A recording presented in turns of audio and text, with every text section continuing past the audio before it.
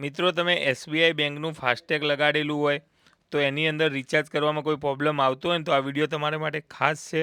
આ video last સુધી જોજો. ટોટલી સોલ્યુશન તમને વિડીયો દ્વારા મળી જવાનું છે.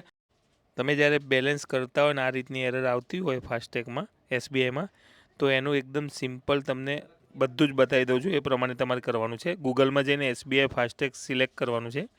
આ રીતનું તમે જુઓ છો ને એક પેજ ખુલશે. એની અંદર તમારે નીચેથી ફોરગેટ પાસવર્ડ કરવાનો છે.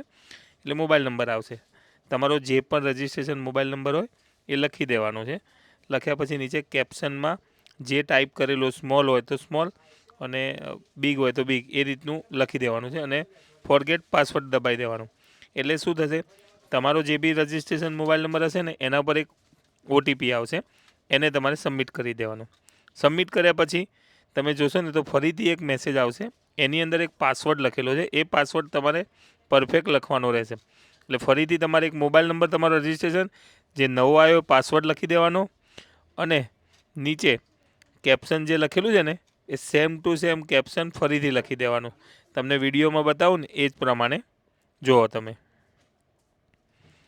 એટલું કર્યા પછી સબમિટ કરી દેવાનું. એટલે છે ને આ રીતે તમારું સક્સેસ થઈ જશે કે પાસવર્ડ ચેન્જ થઈ ગયો. એના પછી ઓલ્ડ પાસવર્ડમાં જે મેસેજમાં આવ્યો હતો ને એ સેમ પાસવર્ડ લખી દેવાનો. થોડુંક બી ભૂલ ના થાય એ પ્રમાણે. એના પછી ન્યૂ પાસવર્ડમાં 2 વખત અલગ અલગ લખવાનો. તમારે એડમિન @1 થી 3 લખી દેવાનો બંને જગ્યાએ. એડમિનમાં એ કેપિટલ રાખજો. જ્યારે ત્યારે આ રીતે કંઈ પ્રોબ્લેમ થાય ને તો અમે એનો સોલ્વ કરી શકીએ. એના માટે સેમ પાસવર્ડ રાખવાનો રહેશે. એડમિન @1 થી 3. આટલું કર્યા પછી સબમિટ કરી દેવાનું. સબમિટ કર્યા પછી પાસવર્ડ ચેન્જ થઈ જશે. એના પછી ફરીથી તમારે એક મોબાઈલ નંબર લખવાનો અને જે ચેન્જ કર્યો ને પાસવર્ડ એડમિન @1 થી 3 એ લખી નીચે કેપ્શન લખી દેવાનું અને ઓકે કરી દેવાનું. ઓકે કર્યા પછી એક વખત ફરીથી ઓટીપી આવશે. એટલે તમારા અલ્ટરનેટ નંબર પર ઓટીપી આવ્યો એ ઓટીપી સબમિટ કરી દેવાનો. સબમિટ કર્યા પછી આ રીતની એક એરર આવશે.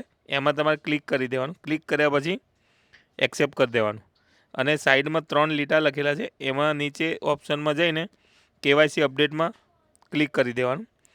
પછી જ્યારે આ એક પેજ ખુલશે ને એમાં 10,000ની લિમિટ લખેલી છે એને ક્લિક કરીને સબમિટ કરી દેવાનું. એટલે તમારું કેવાયસી અટકેલું છે, રિચાર્જ ના થતું હોય એ બધું ક્લિયર થઈ જશે. તો જોઈ લો, આ તમારું રિચાર્જ બતાવતું થઈ